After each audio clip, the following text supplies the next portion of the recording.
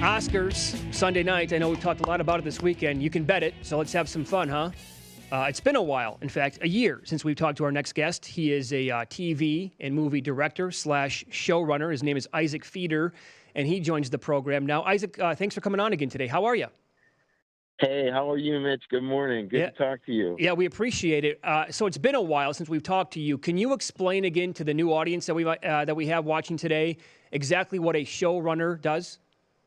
Yes, of course. So showrunning is, it's always been a term, but as streaming, as Netflix shows, as Amazon shows are making such waves with, these great serial series, the showrunners are often the people who create those shows and often have the responsibility to direct those shows. You're responsible for the show from soup to nuts. It's really a writing-based start, but you're the visionary head of that project, much like a movie director. Okay, very good. All right. What is the best TV show that you're watching right now?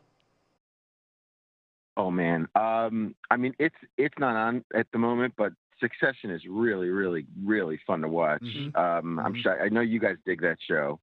I'm watching that. There's so much good television. I watched The Boys this summer. That was so fun and different. Did you guys see that show? I heard it was really good. I have not watched it yet, though. Yeah, it was on Amazon. It was really good. It spoofed. It's satire with superhero stuff, which normally isn't my thing, but they did a really smart job of it. I mean, there's just so much. My list is longer than the shows I can watch, and that's just the deal. Okay. Do you think that this is a game changer for the future of films with what Scorsese did, anti-aging on Irishman? Oh, I mean, I loved that movie. I do think that this will continue to happen. Ang Lee also did it in a movie that not too many people saw this year with Will Smith. And unfortunately, at the moment, the title is cool. But I do think it's a game changer. At the same time, I want to say I loved that movie. I really did. I saw it twice. I saw it big in the theaters with no interruption. I saw it on Netflix. I'm glad I saw it both ways. A lot of people I talked to really complained, even though the facial stuff was so good, Robert De Niro was still an older man kicking somebody's ass as a younger man, and I think it pulled some people out. I don't know if you guys felt that way at any point during that movie. Was that a criticism that you've heard? Well, so the one thing that I noticed, remember the scene where he throws the guy down on the curb, on the sidewalk? Yeah. And he goes out there and kicks him? I was laughing out loud watching in real time with my wife, and I said, we got to rewind that because that did not look right. And that part, he looked like a 135-year-old man that just walked out of a wheelchair to beat somebody up. It looked weird. Yeah, and I'm telling you, and even in that moment, and I loved that movie, it pulled people out. You're not the only one who felt that way, Mitch. And we can do all this stuff with technology. We can change people's faces, et cetera. But at the same time, acting is the entire body. Wide shots matter. And I think it was a problem with the movie. Was it Gemini Man for Will Smith? Yeah, thank you. Gemini Man. Okay. Yes, Gemini Man. But I do think it does do more, it does give more possibilities and gives more opportunities for actors and the actors we want to see play these parts. Okay, Isaac Feeder's our guest. You can follow him on Twitter at Isaac Feeder. Last name is spelled Feder, film and television director and showrunner. I know you specifically wanted to talk about two categories at the Oscars, and you can bet on each of these. So let's begin with the Best Original Screenplay, where Parasite is a 265 favorite. Once Upon a Time in Hollywood's plus 160. And the three other long shots in this category, Marriage Story, 1917, and Knives Out. Who do you think wins? Yeah, and the reason that I want to talk about that category is because I think this was a really good year for movies. I don't know how you guys. I thought it was a really good year for so many movies, and it's not a great year for Oscar betting. We have been watching these award shows, or at least in LA, you're watching these award shows leading up to it. You want to see who's winning, and it's a coronation. Every time there's very little surprises.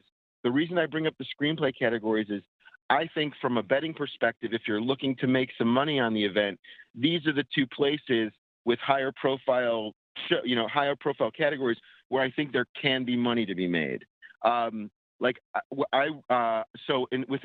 talking about original screenplay, correct? Yes. Yep. I do think Parasite is the favorite and should be the favorite. It would be a crazy thing for Parasite to win that movie, as it's a foreign language movie and evaluating a screenplay. You know, so many people have been hot on Once Upon a Time in Hollywood and seeing it just not get recognized award after award. Tarantino has won 2 other Oscars for Best Screenplay. I could see, if you like Once Upon a Time in Hollywood and you like Quentin Tarantino and you want to put some money on the guy, this could be a place to do it. But I would not be surprised if the short favorite Parasite still wins, because the movie's just brilliant. The movie is. Did you guys see Parasite? Not yet. Yeah, no. A lot of people in the studio. Go ahead. Sorry. I mean, that movie was just so much fun and so surprising, and it's so rare to have a movie from South Korea, you know, do this. It's unprecedented, and the cast won the SAG Award. There's a lot of love for that movie. It's going to get recognized in many ways. This could be a surprise. It's a good angle, though, Isaac, and I'm glad you brought it up, though. Okay, so it could win, but you're saying of all the categories where we could get an upset, this might be one of them. That's right, and that's what I'm looking for. If you're looking to make a smart wager on the day and take a plus price on something, I do think we could see Tarantino go up that night. Okay, very good. What about the best adapted screenplay? Jojo Rabbit is the favorite at DraftKings right now. It's $1.77. After that, Little Women plus $1.25, The Irishman plus $10, Joker's 25-1, and then The Two Popes at 50-1. Also, I think this comes down to a two-person race right now. I would lay the chalk with Jojo Rabbit, but I would not be surprised at all if Greta Gerwig is recognized, and it's Little Women. It's between those two, and if you're looking to make some money on that category, that's where to go. Okay, at plus 125. Nice. Is 1917? Yeah. Is 1917 going to win? 1917 is going to win, Pauly. Okay. It is. I mean, I went to a screening at the DGA of that movie, and the thing about that movie is it was not my favorite movie of the year. That's not a criticism. That's a testament to how great I thought so many movies were this year. But it is such a technical achievement. And if you're a filmmaker and you're really into the process of making movies, you can't help. People were blown away. I mean, the movie is sensational in terms of the filmmaking. It looks like it's a war movie that looks like it was all in one shot or in 2 shots. I mean, it's just such a stunning technical achievement. Whether or not you care about war movies or you want to see another World War I movie, it's too spectacular to ignore. I went to that movie saying, I love Once Upon a Time in Hollywood. I loved Parasite. Nothing is beating those movies. Once Upon a Time in Hollywood, when I saw it, was the favorite to win Best Picture, even at the time. And that movie it's just breathtaking. It really is. I encourage everybody to go see that movie big, because that movie is just such a challenge to make. And you've got the guys who made Bond making it. You've got Mendes and Roger Deakins, who's the greatest cinematographer alive right now, doing something. It's an impossible filmmaking feat. So it's just undeniable, unfortunately, for all of us, because it's probably going to be a pretty boring Oscars ceremony. Would you like to promote anything? What are you working on? Where can we find some of your work? Paul, I would love to promote. I had a really, really awesome, crazy year last year, and I'm still NDA'd. I had to sign an NDA for this project that I did most of last year. I'm not trying to big time or anything like that, but as soon as I can, I will tell you about it. It will be before the Oscars next year. Okay. I'm doing some cool things right now. So I'm actually outside of that project. I'm going to Connecticut next week to film a pilot with some really special guys. Again, because these things aren't shot in the can, I shouldn't talk too much, but I promise you I will give you a resume with updates. You will see some stuff coming out in the next year that I've been involved with that I'm really excited about. Last 30 seconds here, Isaac. Better Joker, Joaquin Phoenix or Heath Ledger? And I think